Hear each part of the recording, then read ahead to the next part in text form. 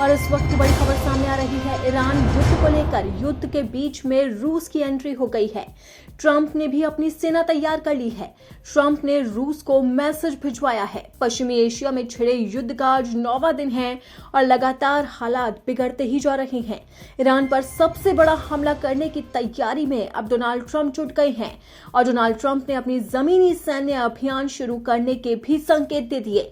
Trump ने जमीनी हमले की संभावना को लेकर अपने सलाहकारों के अलावा रिपब्लिकन नेताओं के साथ बैठक भी की है। वहीं इसी बीच अब खबर सामने आ रही है कि इस युद्ध के अंदर रूस की भी एंट्री हो सकती है। अमेरिका जिस तरीके से ईरान पर लगातार हमले कर रहा है, उस बीच में अब रूस दखल देने के संकेत दे रहा है। मिडिल ईस्ट की जंग में रूस की सीधी हिस्सेदारी तो नहीं है, लेकिन एक सीक्रेट जानकारी से अमेरिका परेशान लग रहा है। इसके बाद रूस को संदेश भी भिजवाया गया।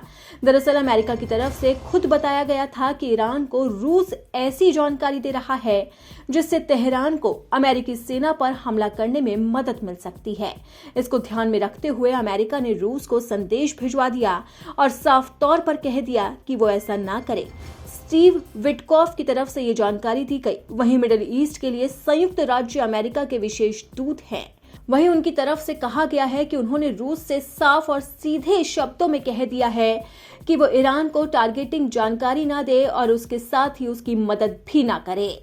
आपको बता दें कि ईरान ने जॉर्डन में अमेरिका को बड़ा नुकसान पहुंचाया है और उसकी $30 की हवाई रक्षा प्रणाली को यानी कि थाड को ध्वस्त कर दिया। तो वहीं दूसरी तरफ इजराइल ने ईरान के 16 लड़ाकू विमानों को खत्म करने का दावा किया। ड्रोन हमले में दुबई एयरपोर्ट का रनवे पूरी तरह से क्षतिग्रस्त हो गया, जबकि रिहायशी मेरीना टावर पर ड्रोन का मलबा गिरने से इमारत को बाहरी हिस्से में आग लग गई। ट्रंप ने दावा किया कि अमेरिकी नौसेना अब तक ईरान के 42 जहाजों को डुबा चुकी है। कुवैत ने तेल उत्पादन में कटौती करते हुए निर्यात पर रोक लगा दी।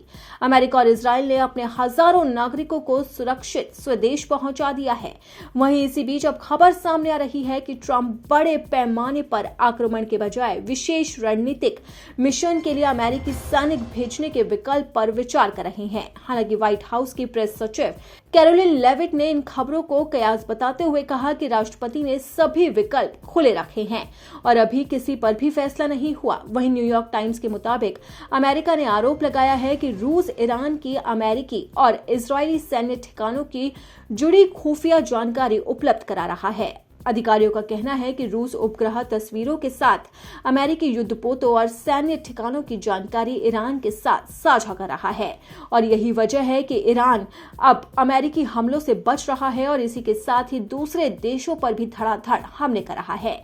और इसी आशंका को देखते हुए अब ट्रंप ने सीधा मैसेज रूस को भिजवा दिया है।